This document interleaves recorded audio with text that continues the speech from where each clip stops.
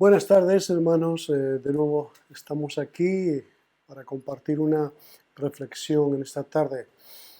Esta tarde quisiera hablar de unas palabras que Moisés le dijo al pueblo en los últimos momentos o días de vida de Moisés.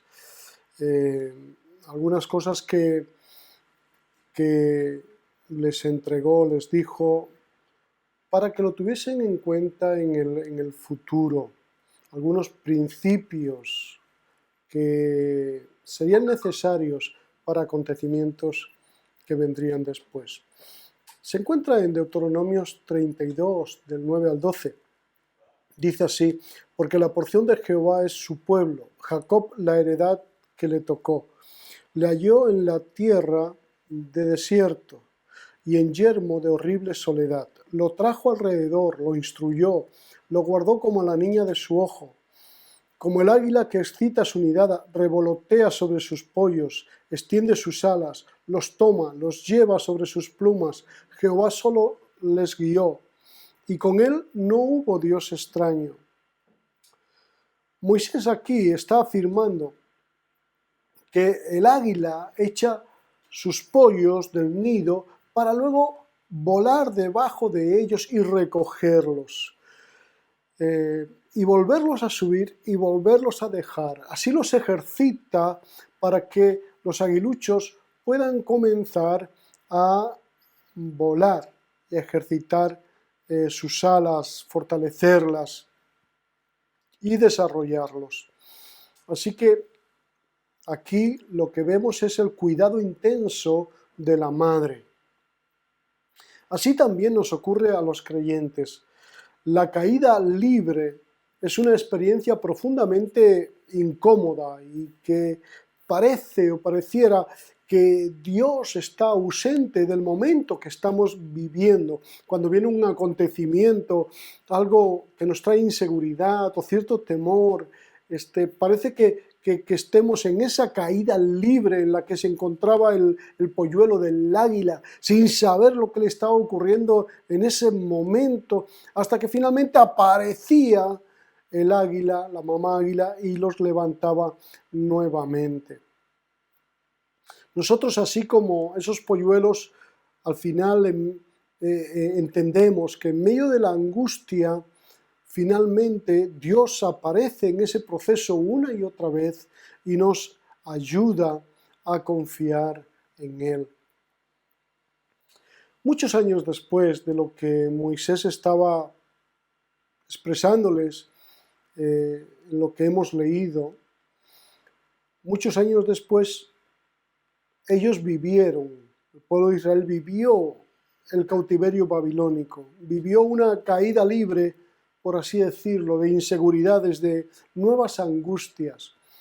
El Señor les habló a través del profeta Jeremías para recordarles que en medio de esa caída libre el carácter divino no había cambiado, que Él es el mismo, Él es Jehová, el Dios que se comprometió con un pueblo al que escogió libremente, y por lo tanto Dios se compromete con ellos a cumplir todos los buenos propósitos para con los suyos, para con sus hijos. Jeremías 29:11 dice: porque yo sé los pensamientos que tengo acerca de vosotros, dice Jehová, pensamientos de paz y no de mal, para daros el fin que esperáis. Ahora me gustaría seguir leyendo el Salmo 25, del 4 al 10. Es un salmo del rey David, en el que, juntamente con las palabras de Moisés, podemos entender algunas cosas de los atributos y de la fidelidad de Dios. El Salmo 25, del 4 al 10, nos dice así: muéstrame, oh Jehová, tus caminos, enséñame tus sendas, encamíname por tu verdad y enséñame, porque tú eres el Dios de mi salvación, en ti he esperado todo el día. Acuérdate, oh Jehová, de tus piedades y de tus misericordias que son perpetuas. De los pecados de mi juventud y de mis rebeliones no te acuerdes. Conforme a tu misericordia, acuérdate de mí. Por tu bondad, oh Jehová, porque bueno y recto es Jehová. Por tanto, Él enseñará a los pecadores el camino, encaminará a los humildes por el juicio y enseñará a los mansos su carrera. Todas las sendas de Jehová son misericordia y verdad para los que guardan su pacto y sus testimonios. La vida humana es una serie de decisiones y muchas de ellas las debemos abordar desde nuestra vocación y fe. El Salmo 25, verso 12, enseña quién es el hombre que teme al Señor. Él le instruirá en el camino que debe escoger. ¿Cómo nos enseñará Dios el camino que debemos escoger? El Salmo 25 indica varias maneras de ello. Una de ellas, la primera, dice: muéstrame tus caminos. Así que el hombre debe tener una recepción, un corazón abierto, y humillarse delante de Dios para decirle: Señor, muéstrame tus caminos, porque en esa frase ya el ser humano está diciendo: te necesito, Dios, y sigue diciendo: guíame en tu verdad y enséñame. La situación es tan compleja, la que está viviendo David, que no sabe cómo orar, no sabe qué pedir. Él es consciente de sus errores y lo único que se le ocurre a David en ese momento desesperado, donde tiene que estar huyendo porque Absalón lo está echando del reino, y lo único que se le ocurre es presentar su alma con todas sus contradicciones al Señor, diciéndole: a ti levantaré mi alma, le dice en el verso primero del capítulo 25, a ti levantaré mi alma. Es como se encontraba como el rey Josafat ante una batalla imposible, y el rey Josafat ora a Dios en 2 de Crónicas 20:12 y dice: porque en nosotros no hay fuerza contra tan grande multitud que viene contra nosotros. No sabemos qué hacer y a ti volvemos nuestros ojos. Realmente el rey Josafat estaba también en una situación bien difícil, con un ejército grande que venían contra ellos y sin saber qué hacer. Y es la única forma en la que en ese momento puede orar. No sabemos qué hacer, no hay fuerza en nosotros. Qué hermoso cuando el hombre se pone en el nivel que realmente está, en un nivel donde necesita a Dios totalmente en su vida. Así que tenemos que aprender de Josafat y tenemos que aprender de la oración de David, que es donde nos vamos a centrar hoy. Ahí esa oración nos enseña varias cosas. Primero, mirar al Señor con una fe expectante. Hay algo que solo Dios puede solucionar, así que pongo toda mi esperanza en Él. Eso estaba haciendo el rey David, poniendo su corazón en el punto de renunciar a cualquier maniobra humana. Renunció a todo, porque en cualquier cosa que humanamente queramos movernos para solucionar una situación, podemos buscar un apaño, pero eso no será la mejor solución si no es en Dios que la buscamos. Así que tenemos que aprender a poner nuestro corazón en ese punto de renunciar a buscar humanamente las soluciones. Y también aprendemos que si Dios no actúa, no hay nada que hacer. Así que, si Dios todavía no actúa, seguiré esperando en Él, seguiré pidiendo, clamando y esperando. En el Salmo 123, verso 2, dice: nuestros ojos miran a Jehová nuestro Dios, hasta que tenga misericordia de nosotros. Y el rey David también estaba diciendo al Señor que esperaría en Él, que esperará todo el día, hemos leído, todo el día esperaría en el Señor. David pone de manifiesto que los que esperan en ti, Señor, no serán confundidos. Dios no mentirá y Él actuará por su amor sobre sus hijos.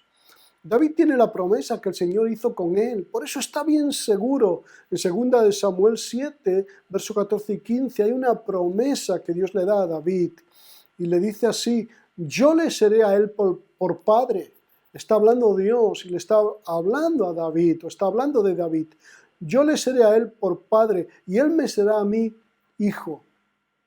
Y si él hiciere mal, yo le castigaré con vara de hombres y con azotes de hijos de hombres. Pero mi misericordia no se apartará de él, como la aparté de Saúl. Dios apartó su misericordia del rey Saúl. El rey Saúl desobedeció una y otra vez a Dios. Y finalmente la misericordia de Dios se apartó. No porque Dios se apartó, sino porque Saúl se alejó. Sin embargo, David tenía un corazón para Dios. Él gozaba de esa seguridad, de que era un escogido de Dios. Así se sabía en su corazón, escogido de Dios, porque Dios lo llamó. No fue llamado por los hombres, por el pueblo, como lo fue Saúl, sino que Dios lo llamó, lo escogió con un propósito, y él sabía que la misericordia de Dios estaba para con él, aunque en momentos de crisis y angustias quizá se nublara un poquito y no lo viera tan claro. Por eso tenía que clamar y tenía que poner colirio en sus ojos para poder ver la realidad de que Dios persiste y que está al cuidado de sus hijos.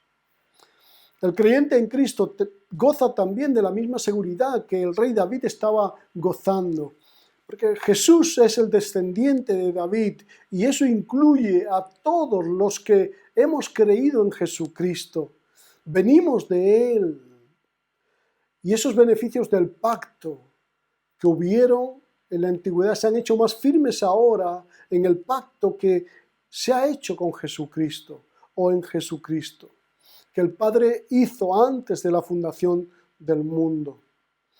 Por eso hay un texto que impresiona mucho porque dice una realidad muy fuerte. En Juan 10, 27 y 28 dice: mis ovejas oyen mi voz y yo las conozco y me siguen y yo les doy vida eterna y no perecerán jamás y nadie las arrebatará de mi mano, dice el Señor.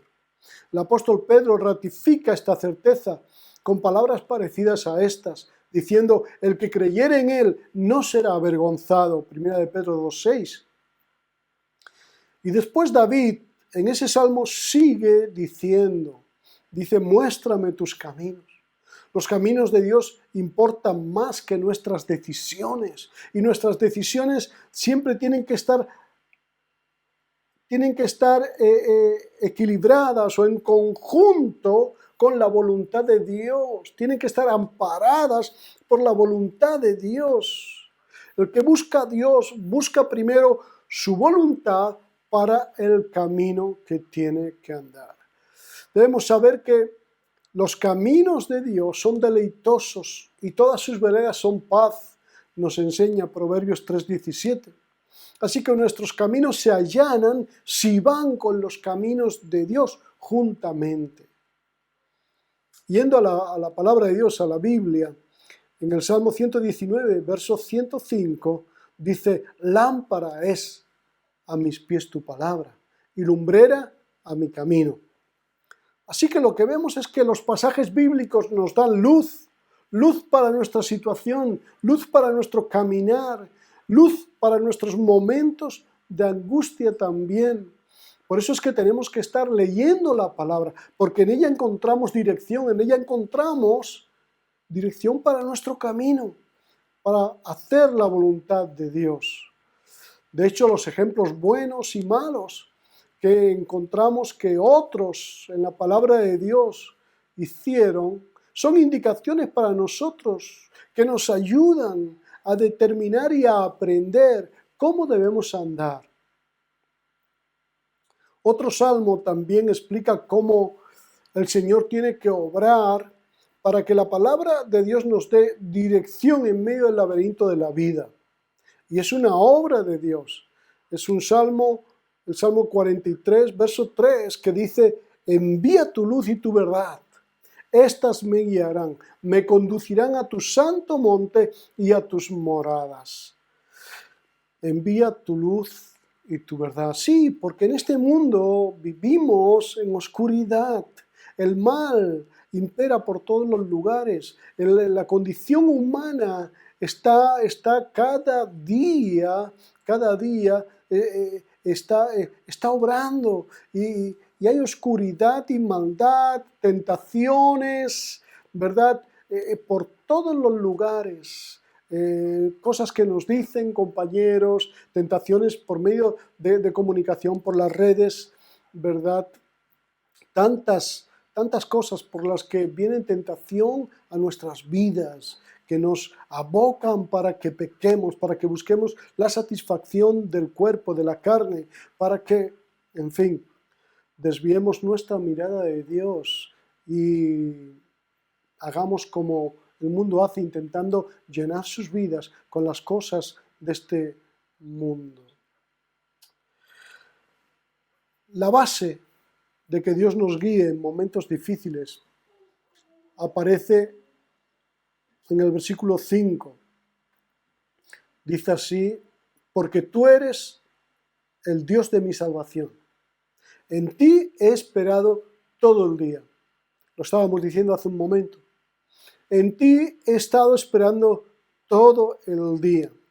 Si Dios te ha escogido antes de la fundación del mundo y luego te llama y te llama con propósito, te ha hecho nacer de nuevo, porque Él es el que produce eso en nosotros, entonces Él también se compromete a perfeccionar lo que empezó.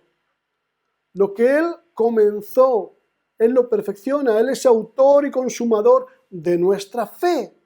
Es por causa de Él que estamos en el camino y que queremos que Él alumbre nuestro caminar y nuestro actuar. Otras dos fuentes de confianza aparecen en el verso 6. Acuérdate, oh Jehová, de tus piedades y de tus misericordias que son perpetuas. Misericordias, cuya raíz en hebreo es Yeset, que significa amor leal. Yeset es el amor que Dios muestra a los que Él ha escogido libremente, con los que Él ha hecho un pacto de fidelidad. Mis hermanos, el perdón de Dios nos libera para dejar de intentar justificarnos a nosotros mismos. Si esto no ocurre así, entonces constituye una barrera con Dios. La humildad en nuestro trato con Dios y las personas que nos rodean nos encaminan hacia Dios. Pero si tratamos de justificarnos a nosotros mismos, y eso es muy fácil caer en ello, porque la mayoría de las veces nos cuesta confrontarnos con nosotros, examinarnos a nosotros, y lo que hacemos es justificarnos o excusarnos por causa de lo que hacen otros, como si otros siempre tuvieran la culpa de nuestros errores o de nuestras debilidades. Dejemos de justificarnos. Tenemos que ir a Dios, examinarnos a nosotros, ver en su palabra nuestros caminos, cómo están, y aferrarnos a la misericordia del Señor. Porque Él dirige a los humildes en su camino. Salmo 25, 9 dice esto: Él dirige a los humildes en su camino. Así que David se sabe escogido de Dios. Y sabe que Dios lo escogió porque quiso. Lo escogió para ser rey de Israel. Y en virtud de esta elección, Dios muestra su amor leal por David. Y así Dios nos ama de igual manera que amaba a David, su escogido, en ese tiempo. Ahora nosotros somos escogidos de Jehová. Somos los santos de Dios. Somos los ungidos del Señor, mis hermanos. Él nos ama con ese amor leal. Sus misericordias están cada día ahí para gozarnos. Dejemos de justificarnos. David se podría haber justificado porque podría haber comenzado a hablar contra Absalón y contra lo que estaban haciendo algunos que se habían agrupado con él, echándolo, ¿verdad?, del reino. David no hace nada de eso. David clama, no se justifica. David sabe quién es Dios, quién lo escogió y quién es el que tiene que obrar en su vida. Él no maldice el momento, no habla de otros que están en contra, porque él sabe que Dios siempre guía a los suyos, que Dios siempre estará a favor de los suyos, cuando los suyos humillan su corazón a Dios. Así que, mi hermano, mi hermana, Dios te bendiga en esta tarde. Y yo te insto, te ruego, que pongas tu vida en el Señor. Deja de luchar, humíllate. Humíllate delante del Señor. Busca en su palabra su guía para siempre tener en tu corazón la paz de Él, ¿verdad? Y también saber que nuestra esperanza viene de Él. Que nuestra esperanza viene de Él.